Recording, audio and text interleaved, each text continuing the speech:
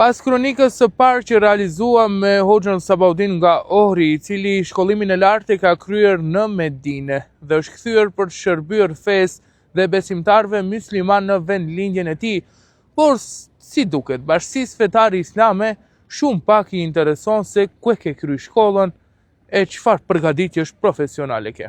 Sonte kemi ardhur edhe një herë për të pyetur Hoxhën Sabaudin se pas intervistës dhe pas asaj që ne u paraqitëm në Myftininë e Ohrit, a ka reaguar dikush? A ka reaguar reisi Shaqir Efendi Fetau?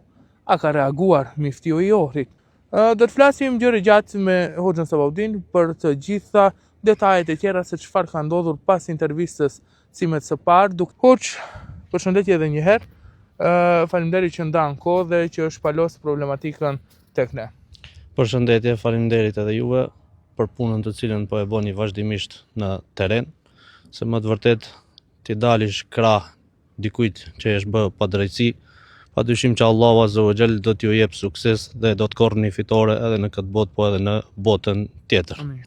Unë kam shpresuar se do të ketë ndonjë përmirësim dhe ndonjë zgjidhje, mirë për fat keq ato nuk ka lëviz askush prej tyre, nuk kanë marrë asnjë hap për përmirësimin e kësaj gjendjes, por kanë zgjedhur që të heshtin, si zakonisht për të gjitha rastet, ato vetëm heshtin. Faktikisht atyre nuk ju intereson për përmirësimin e gjendjes, apo për shërbimin e besimtarëve musliman në këto troje, po ato kanë zgjedh t'i mbrojnë vetëm interesat e tyre personale, edhe kanë zgjedh heshtin, siç e potencova. Nuk kanë bërë asnjë farë lëvizje dhe kjo tregon që ato fare nuk kanë interes për të mirën e muslimanëve, shërbimin fetar, për hapjen e xhamiave, që ato të jenë hapur në kohët e namazeve. Ato me këtë tregojnë se ato nuk kanë pas fare turp. Se njeriu që turprohet, së paku një herë mjafton për të, t'i del diçka publike. E mos flasim për këto që se disa herë kam shkruar vetëm unë personalisht në Facebook, në rrjetet sociale, e pastaj edhe juve e keni bërë punën tuaj, megjithatë fare nuk turprohen. E pejgamberi jon sallallahu alaihi wasallam ka thonë: "Illam tastahi fasna' ma shi't." Nëse nuk ke turp, bëj çka të duash. Hoxh, po i afrohemi edhe muajit të shenjtë Ramazanit, me sa kam kuptuar, ju do ta lini maqëninë e veriut dhe nuk do t'ju shërbeni besimtarëve këtu gjatë këtij muaji, por do të detyroheni që të dilni jashtë shtetit, apo? Po, kjo është e vërtet.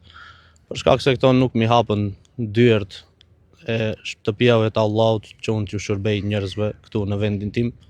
Për fat keq do të detyrohem që të dal jashtë shtetit të Maqedonisë e të shërbej nëpër xhamiat e Evropës, ku atje më presin me shumë dashamirësi. Thirrja e fundit është që i këshilloj ata njerëz pari të kenë frikë Allahun Azza wa Jall, mos të bëjnë kështu lojra dhe kështu padrejtësi ndaj njerëzve të cilët janë kompetent për të kryer detyrën dhe shërbimin fetar dhe t'ju shërbejnë njerëzve si imama nëpër xhamia.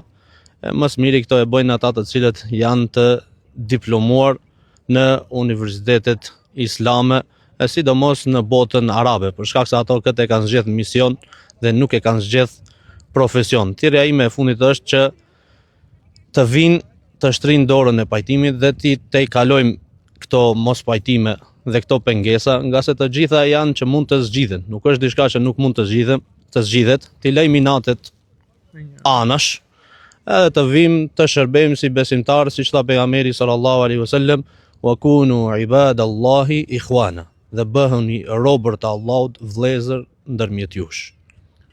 Po, të nderuar shikues, e kuptoni sa e çiltër është kërkesa? E jani të shtrim dorën e pajtimit. Nuk thotë ja të vritemi.